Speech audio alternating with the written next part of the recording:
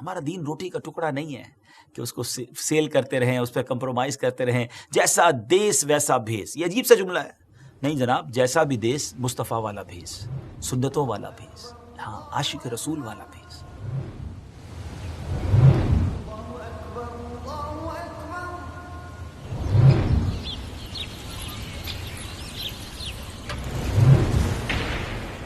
السلام علیکم ورحمۃ اللہ وبرکاتہ. ویب سیریز ہے قیامت کی نشانیاں. آج ایک اور قیامت کی نشانی اور ایک اور ظلم کی داستان آپ کو سنانی ہے. جی ہاں ناظرین، یہ پچھلے ایپیسوڈ کا ایک تسلسل ہے. اسی لشکر نے ایک تیسرا جو ظلم ڈھایا وہ مکہ مکرمہ پر حملہ کرنا تھا. مدینہ پاک کی بے حرمتی، قتل و غارت گری کرنے کے بعد اب یہ مکہ مکرمہ کی طرف چل پڑے تھے. یزید نے مسلم بن عقبہ کی سرکردگی میں جو لشکر بھیجا تھا، مدینہ منورہ پہ اس نے حملہ کیا. 3 دن یا 5 دن مدینہ پاک میں قتل عام ہوا. مسجد نبوی شریف میں نہ نماز ہوئی، نہ اذان ہو سکی، نہ جماعت ہو سکی. مدینہ منورہ کی گلی کوچوں میں حضرات صحابہ اور تابعین کا خون پانی کی طرح بہایا گیا. چنانچہ امام حسین کی شہادت کے بعد اہل مدینہ نے یزید پلید کی جو بیعت سے انکار کیا تھا، یزید نے پہلے تو مال و دولت کا لالچ دیا، بیعت کروانے کی کوشش کی، لیکن اس میں ناکامی ہوئی تو یزید نے مسلم بن عقبہ کی لیڈرشپ میں جو لشکر روانہ کیا تھا، اس نے مدینہ منورہ پر حملہ کیا اور وہاں گویا خون کی ندیاں بہا دی گئی. یاد رہے یہ سن 63 ہجری میں واقعہ ہوا تھا. مدینے کی یہ بے حرمتی کی گئی، اہل مدینہ کی عزتوں کو پامال کیا گیا، اور پھر اب یہ ناپاک قافلہ مدینے سے مکے کی طرف روانہ ہو. ذرا سوچیں نا ناظرین، لوگ مدینے سے مکے احرام پہن کے جاتے ہیں، زیارتوں کے لیے جاتے ہیں، عقیدت کے لیے جاتے ہیں، طواف اور عبادت کے لیے جاتے ہیں.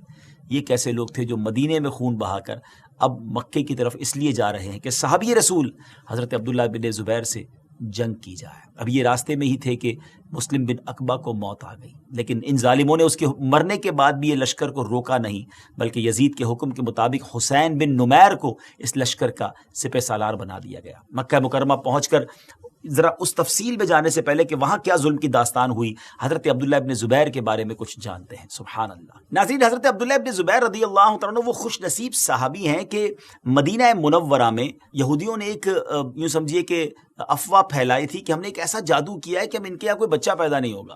تو مہاجرین صحابہ میں یقیناً ایک کیفیت ہوگی، اور جیسے حضرت عبداللہ ابن زبیر پیدا ہوئے تو سبحان اللہ، نہ صرف آپ کے گھر والوں نے خوشیاں منائی، مدینے بھر میں خوشیاں منائی گئیں کہ سبحان اللہ وہ جو انہوں نے بات کی تھی اس کا الٹ ہوا اور اللہ پاک نے اتنا پیارا بیٹا عطا فرمایا. سبحان اللہ. آپ رضی اللہ تعالیٰ مہاجرین صحابہ میں سے ہیں، اور آپ کی تو کیا شان ہے. آپ رضی اللہ تعالیٰ حق کی خاطر لڑنے والے، سچ بولنے والے، نبی پاک علیہ الصلوۃ والسلام کے لعاب دہن سے گٹی پانے والے. جی ہاں، ان کو جو گٹی دی گئی تھی نبی پاک کے لعاب دہن سے دی گئی. خاندانی شرافت والے، رات کو قیام کرنے والے، لگاتار روزے رکھنے والے، بے مثال شمشیر زن تھے. سبحان اللہ. جو سورڈز مین ہوتے ہیں، تلوار چلانے میں آپ کا کوئی ثانی نہیں تھا. سبحان اللہ. پختہ ارادے والے، بہادروں کو للکارنے والے، حافظ قرآن، نبی پاک علیہ الصلوۃ والسلام کی سنت کے پیروکار، امیر المومنین حضرت ابوبکر صدیق رضی اللہ تعالیٰ کے نواسے، اور پیارے آقا علیہ الصلوۃ والسلام کے رفیق. سبحان اللہ. اور پیارے آقا کی مبارک پھوپھی حضرت سیدتنا صفیہ رضی اللہ تعالی عنہا کے پوتے، پیارے آقا علیہ الصلوۃ والسلام کی وفات شعار جو زوجہ تھی حضرت عائشہ صدیقہ رضی اللہ تعالی عنہا، ان کے بھانجے تھے. کتنے رشتے تھے سبحان اللہ ان مبارک ہستیوں سے. حضرت سیدنا عامر بن عبداللہ بن زبیر رضی اللہ تعالیٰ عنہ سے روایت ہے کہ ایک مرتبہ حضرت سیدنا عبداللہ بن زبیر رضی اللہ تعالیٰ عنہ دربار رسالت علی صاحب الصلاۃ والسلام میں حاضر ہوئے تو دیکھا کہ پیارے آقا علیہ الصلاۃ والسلام پچنے لگوا رہے ہیں. تو فارغ ہوئے تو فرمایا کہ اے عبداللہ، یہ خون لے جاؤ اور ایسی جگہ محفوظ کرو جہاں کوئی نہ دیکھے. حضرت عبداللہ ابن زبیر رضی اللہ تعالیٰ فرماتے ہیں کہ باہر جا کر میں نے وہ سارا خون پی لیا اور خدمت اقدس میں لوٹ آیا. تو پیارے آقا علیہ الصلوۃ والسلام نے فرمایا کہ اے عبداللہ، وہ خون کہاں محفوظ کیا؟ عرض کی حضور ایسی جگہ جہاں کوئی نہیں دیکھ سکتا، کیونکہ میں سمجھ گیا تھا کہ آپ علیہ الصلوۃ والسلام کے بارے میں لوگوں کو مطلع ہونے کا اندیشہ تھا کہ نبی پاک کہاں ہیں. تو ارشاد فرمایا تم نے اسے پی لیا ہے؟ عرض کی جی حضور. تو فرمایا تمہیں خون پینے کا کس نے کہا تھا؟ خرابی ہے تیرے لیے لوگوں سے اور ان کے لیے تجھ سے. اب اس کی معنی علماء نے بڑے زبردست بیان کیے کہ پھر لوگوں نے جو ان کے خلاف کیا، ان کو شہید کیا، ان کے لیے پھر خرابی ہوئی، ان کی دنیا اور آخرت گویا برباد ہوئی. حضرت سیدنا امیر معاویہ رضی اللہ عنہ کے وصال کے بعد آپ نے یزید کی اطاعت کرنے سے انکار کرتے ہوئے اعلانیہ طور پر اسے برا بھلا کہا تھا. یزید نے حضرت سیدنا عبداللہ ابن زبیر رضی اللہ عنہ کی طرف خط لکھا اور اس میں ایک چاندی کی کڑی، 2 سونے کی بیڑیاں یعنی چینز اور چاندی کا توق بھیج دیا، اور کہتا ہے کہ میں نے قسم کھائی ہے کہ تم ان چیزوں کو پہن کر ضرور میرے پاس آؤ، ورنہ میں ان پر لشکر کشی کروں گا.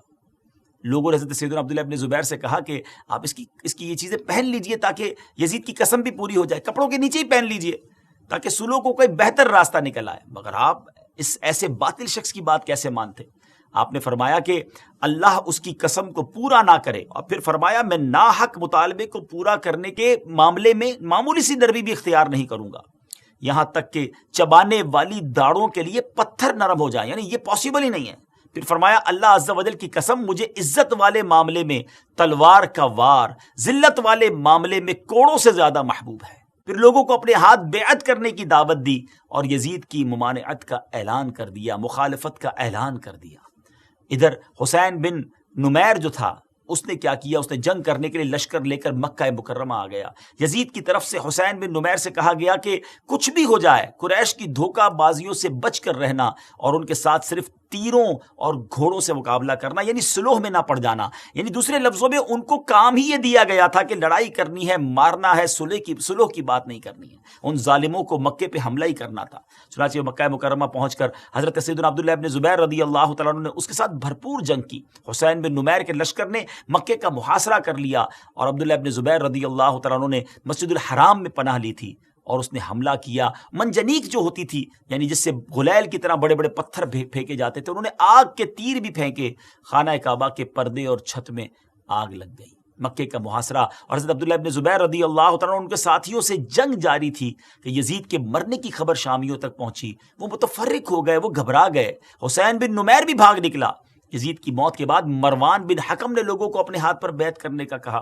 جب مروان بھی مارا گیا تو عبد الملک بن مروان نے اپنے ہاتھ پر بیعت کرنے کا اعلان کیا اور حجاج کو ایک لشکر کا امیر بنا کر پھر مکہ مکرمہ روانہ کیا. ان ظالموں کو چین نہیں آتا تھا، وہ پھر مکے پر انہوں نے بھیجا.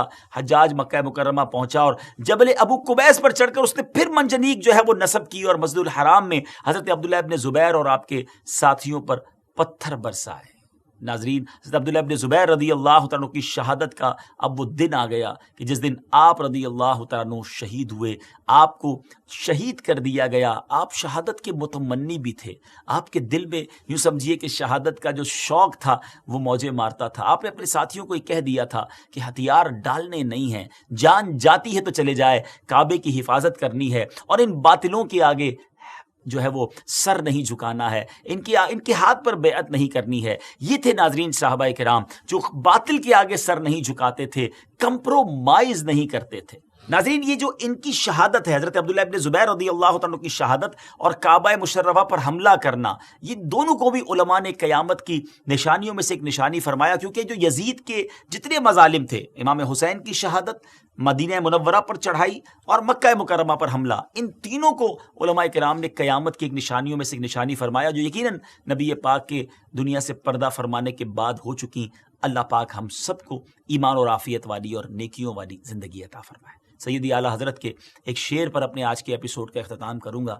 وہ فرماتے ہیں کہ کروں مدح اہل دول رضا، پڑے اس بلا میں میری بلا، میں گدا ہوں اپنے قریب کا، میرا دین پارائے نہ نہیں. ہمارا دین روٹی کا ٹکڑا نہیں ہے کہ اس کو سیل کرتے رہیں، اس پہ کمپرومائز کرتے رہیں. جیسا دیس ویسا بھیس، یہ عجیب سا جملہ ہے.